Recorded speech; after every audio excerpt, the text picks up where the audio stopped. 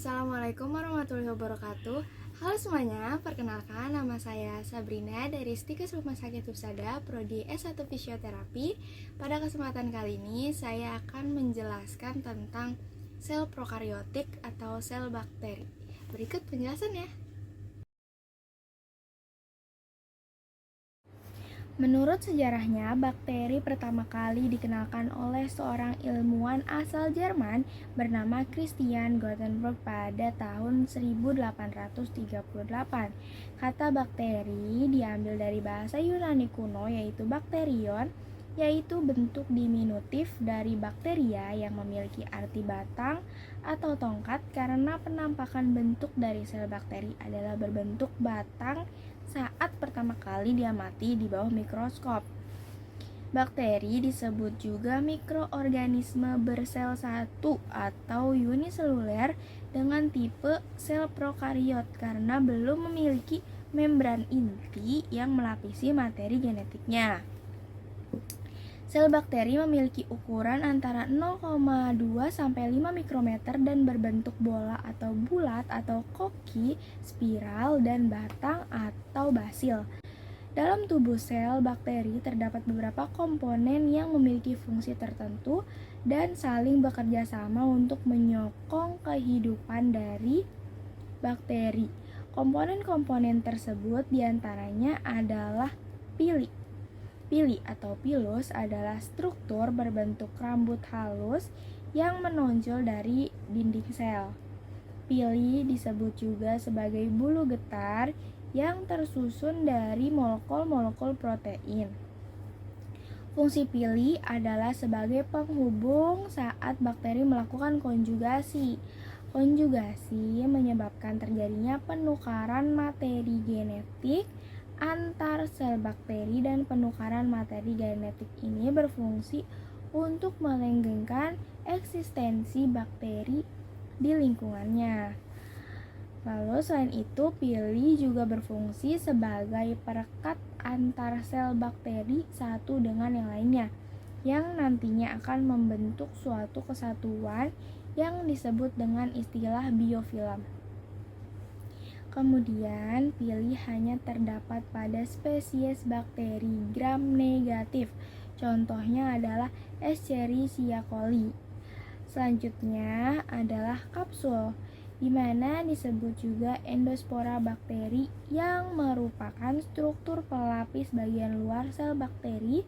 Struktur ini tersusun oleh lapisan polisakarida yang sangat kuat dan tahan terhadap perubahan lingkungan yang ekstrim.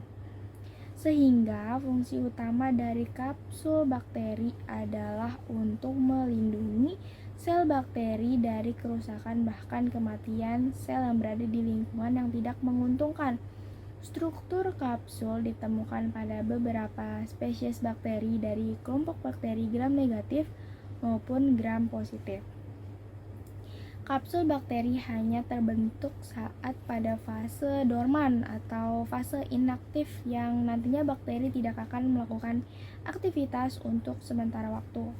Lalu saat keadaan normal kapsul bakteri akan pecah dan sel bakteri akan aktif kembali untuk melakukan kegiatan reproduksi dan berkembang biak. Komponen selanjutnya adalah dinding sel, di mana dinding sel merupakan struktur luar sel bakteri yang berfungsi untuk melindungi komponen sel lainnya. Dinding sel bakteri mengandung senyawa peptidoglikan yang terletak di luar sitoplasmik.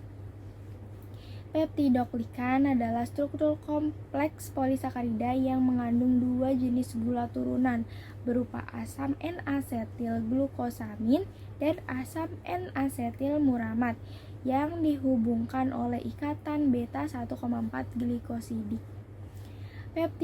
Peptidoglikan berperan dalam mengeraskan dan memberikan bentuk sel, dan setiap sel bakteri memiliki konsentrasi peptidoglikan yang berbeda-beda sehingga akan membedakan bakteri menjadi dua komponen utama, yaitu bakteri gram positif dan bakteri gram negatif. di mana bakteri gram positif memiliki konsentrasi peptidoglikan yang tinggi pada dinding selnya, sedangkan bakteri negatif hanya memiliki konsentrasi peptidoglikan yang rendah pada dinding selnya. Kita rehat sejenak. A few moments later. Selanjutnya itu adalah membran sel, di mana membran sel ini merupakan lapisan sel dalam bakteri yang berada setelah dinding sel yang tersusun atas molekul fosfolipid dan protein. Fungsi membran sel adalah untuk membungkus bagian dalam bakteri, membatasi cairan sel dengan dinding sel, dan sebagai unit mengatur keluar masuknya molekul ke dalam sel, juga disebut sebagai membran selektif permeabel. Membran sel juga bersifat dinamis dan terus beradaptasi dengan perubahan kondisi lingkungan. Nah, komponen selanjutnya adalah sitoplasma, di mana sitoplasma ini disebut juga dengan cairan sel, yaitu cairan yang enggak berwarna atau transparan, yang tersusun dari air bahan organik yang berupa protein, karbohidrat, lemak, enzim, serta garam-garam mineral lainnya. Dalam sitoplasma terdapat komponen sel bakteri lain yang mengapung secara bebas, diantaranya adalah komponen ribosom, plasmid, dan asam nukleat atau DNA bakteri. Fungsi utama sitoplasma adalah sebagai tempat terjadinya reaksi metabolisme pada sel bakteri meliputi sintesis protein dan respirasi di dalam sel. Komponen selanjutnya adalah DNA, di mana DNA bakteri adalah suatu materi genetik yang berbentuk sirkular atau melingkar tanpa ujung.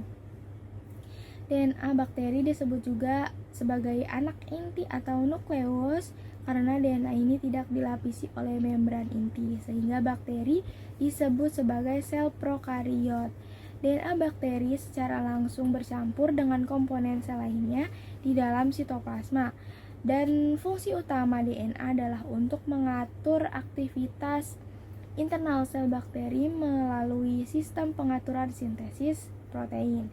Komponen selanjutnya adalah ribosom, di mana ribosom adalah suatu unit berbentuk bulat yang mengapung di dalam sitoplasma sel bakteri. Ribosom sel bakteri memiliki ukuran berat, dinyatakan dalam satuan S atau singkatan dari Schuberg, yaitu seberat 70 S. Fungsi utama ribosom adalah sebagai unit sintesis protein dari hasil penerjemah kode genetik yang dipandu oleh DNA bakteri.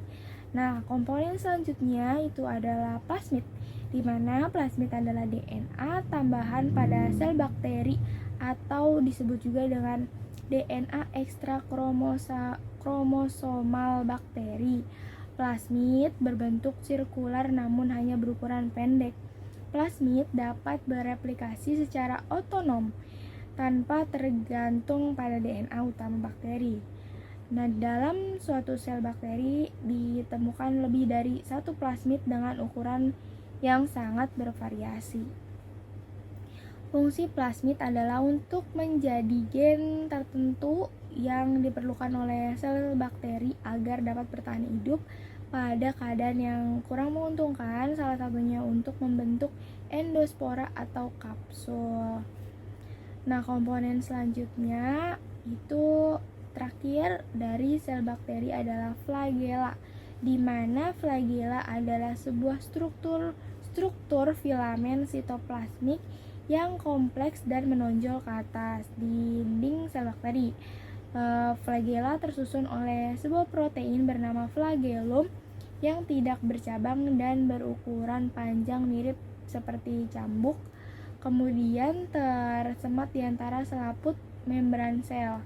Biasanya flagela memiliki ukuran diameter antara 12 hingga 30 nanometer dengan panjang kurang lebih 5-16 mikrometer. Nah, fungsi utama flagela ini pada bakteri adalah untuk motilitas atau pergerakan bakteri, yaitu untuk berenang ataupun meluncur pada lingkungan. Nah, kemampuan ini adalah sebagai salah satu upaya bakteri untuk bertahan hidup terhadap lingkungannya. Bakteri bereproduksi secara aseksual. Reproduksi seksual bakteri dibagi menjadi 3, yaitu konjugasi, transformasi, dan transduksi.